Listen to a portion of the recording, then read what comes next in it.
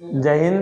देखिए हमारे पास में उदाहरण नंबर 8वां है। इसके पहले हम लोगों ने जो इसका जो पहले वाला लेक्चर था उसमें उदाहरण 7वां और उसका कुछ बेसिक पढ़ा था हमने। अब हम उदाहरण 8वां देखेंगे। उसमें हमने संबंध के बारे में पढ़ा था, है ना, कि प्रांत क्या होता है, एक्स के वे मान जिनके लिए प्रतिबिंब विद्यमान हो, और परिसर क्या होता है, वाई के ऐसे मान जिनके लिए एक्स में पूर्व प्रतिबिंब विद्यमान हो।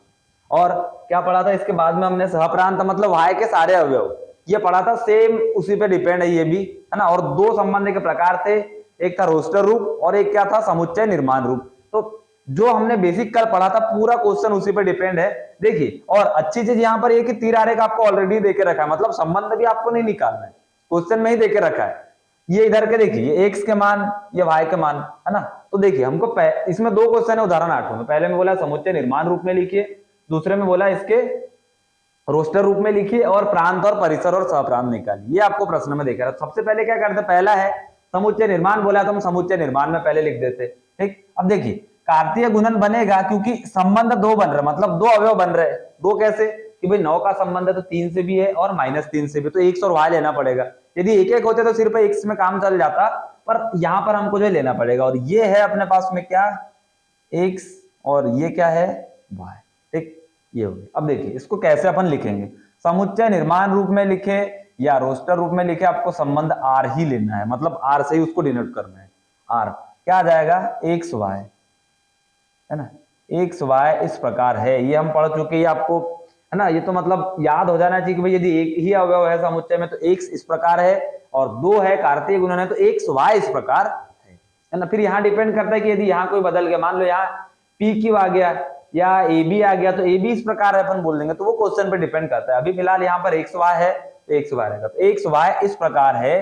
अब ये किस प्रकार है, ये हमको यहाँ पर इस तीर आरेख में देके रखा है कि भाई 9 से ये कैसे संख्या, देखिए 9 से 3, मतलब 9 का जो क्या बोलना चाहिए अपने को, उसको संबंध 3 से भी और 9 का -3 से भी, मतलब 9 के लिए 3 भी प्रतिबिंब है और 9 के लिए -3 भी है ना। हमको एक चीज यहाँ से बहुत अच्छे से समझ आ रही है कि y के जो मान है, मतलब वो y जो है, मतलब y का मतलब x वर्ग है, किसका, y का। क्या है, x, देख x है वर्ग, क्योंकि 9, 4 और 25 तो वर्ग है ना, किसके, y वाले मानों के। क्योंकि हमको समझ आ रहा है कि 3 का वर्ग 9, -3 का भी वर्ग 9, 2 का वर्ग 4, -2 का वर्ग 5, 5 का वर्ग 25, -5 का वर्ग भी 25।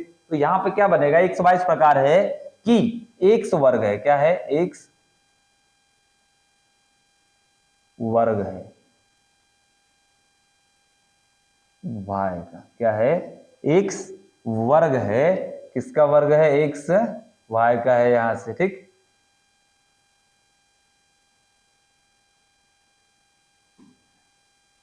अब यहां पर क्या आएगा, जहां पर क्या होगा, एक्स बिलोंग करता है पी को, तो ये हो जाएगा एक्स बिलोंग करता है पी को, और वाई बिलोंग किसको करता है, क्योंकि ब्रैकेट क्लोज कर दी, ये लिख दिया हमने उसको समुच्चय निर्माण में, है ना। ये बन गया काय में, समुच्चय निर्माण रूप में आ गया अपने पास में ये वाला पहला।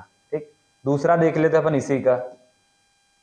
दूसरे में क्या है, रोस्टर रूप में पहले लिख देते। रोस्टर रूप तो बहुत इजी होता है कि भाई एक है अपने पास में क्या, 9 का संबंध है 3 से, 9 का संबंध है -3 से, और 4 का संबंध है 2 से, 4 का संबंध है -2 से, 25 है 5 से संबंधित, और 25 है -5 से संबंधित। ये हो गया अपने पास में रोस्टर रूप। बहुत सिंपल सा होता है जो रोस्टर रूप जिसको अपन बोलते हैं। ठीक,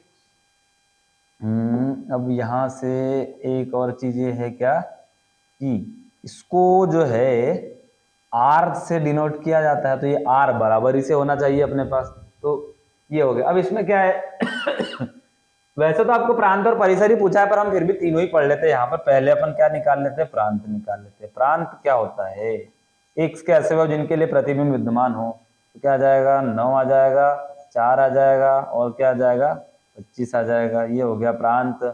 सहप्रांत क्या बनेगा, सहप्रांत मतलब होता है भाई के सारे अवयव, है ना, 5, 3, 2, 1, -2, -3, -5।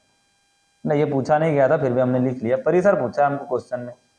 परिसर होता है, क्या आ जाएगा अपने पास में, 5 आ जाएगा, 3 आ जाएगा, 2 आ जाएगा, -2, -3, -5। ये आ गया परिसर। ठीक, तो ये अपना क्या हो गया, उदाहरण नंबर 8वां कंप्लीट। अब उदाहरण नंबर 9वां देखते हैं अपन, 9वें में क्या करना है। उदाहरण जो 9वां है,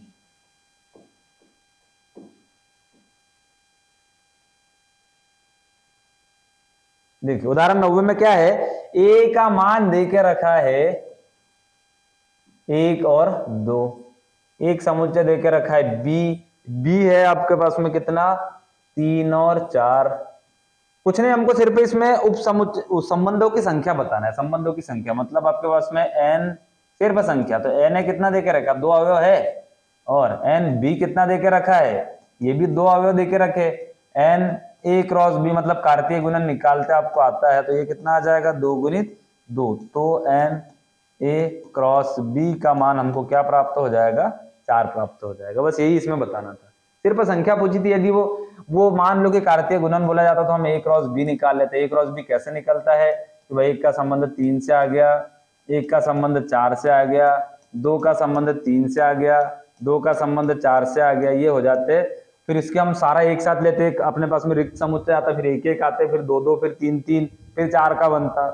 तो ऐसे करके अपने पास में मान निकलते। ठीक, तो ये क्या रहेगा अपने पास में, मतलब संबंधों की संख्या आ गई अपने पास में कितनी, ये 4। अब इसमें एक और चीज थी, क्या फॉर्मूला हमने पढ़ा था,